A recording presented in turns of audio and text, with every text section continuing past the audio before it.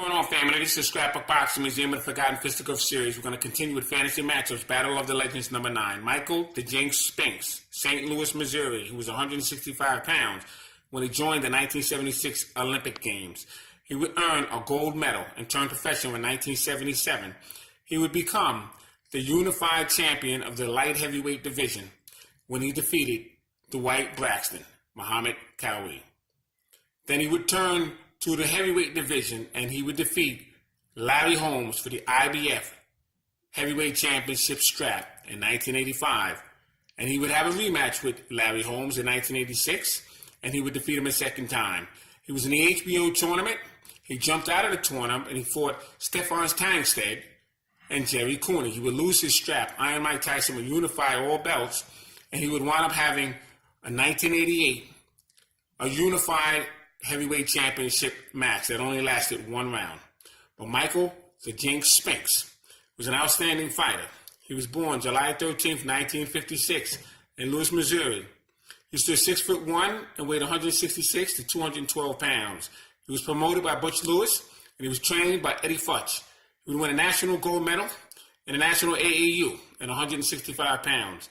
He would fight fighters such as Harry Sutherland, Yaki Lopez, Marvin Johnson, Eddie Mustafa Muhammad for the WBA, Dwight Muhammad Ali, Eddie Davis, Larry Holmes, IBF Heavyweight Championship strap, Iron Mike Tyson for the unification of the heavyweight division. He would get knocked out in one round. Jerry Cooney, he would knock him out himself. Unbelievable Michael the Jinx Spinks.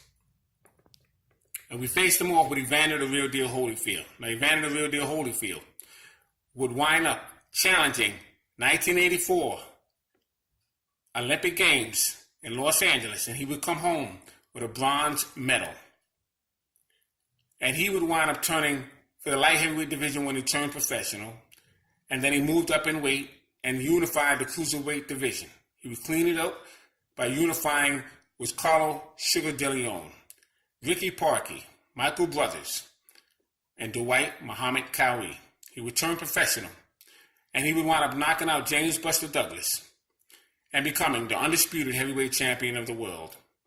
Now, he was born October 19th, 1962, Baltimore, Alabama. He stood 6'2" and weighed 176 to 221 pounds. He was managed by Shelley Finkel, Ken Sanders, and trained by Georgie Benton, Don Turner, and Ronnie Shields. He would win the Cruiserweight Championship and unify that division, Heavyweight Championship and unify that division. He would win a National Golden Gloves in the light heavyweight division, Olympic bronze medal in the heavyweight division, light heavyweight division. He would face Michael Tyson, WBA, WBC, and the IBF. 1992, he would face Larry Holmes, WBC, WBA, IBF, and the CBZ.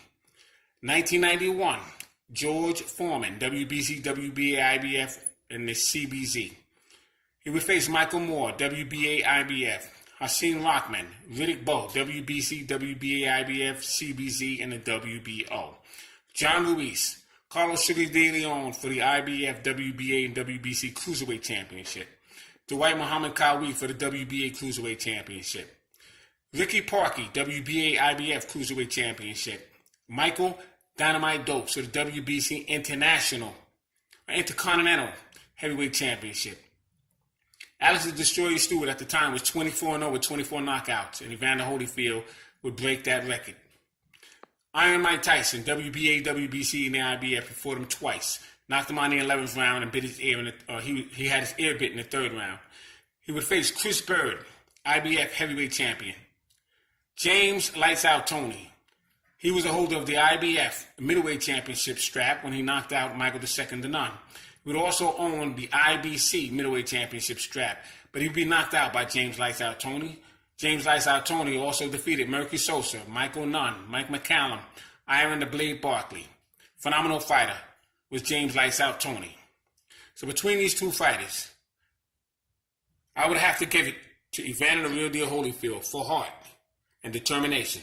He would have a 3-fight series with Riddick Big Daddy Bowe, one of the greatest heavyweight series of all time.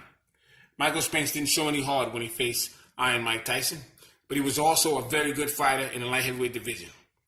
So thanks for hanging in there with me. This is Scrapbook Boxing Museum of the Forgotten Fisticuffs series. All great fights and all great fighters will never be forgotten on my channel. Salute to my subscribers. Salute to Evander Holyfield. And salute Michael the Jinx Spinks. Peace.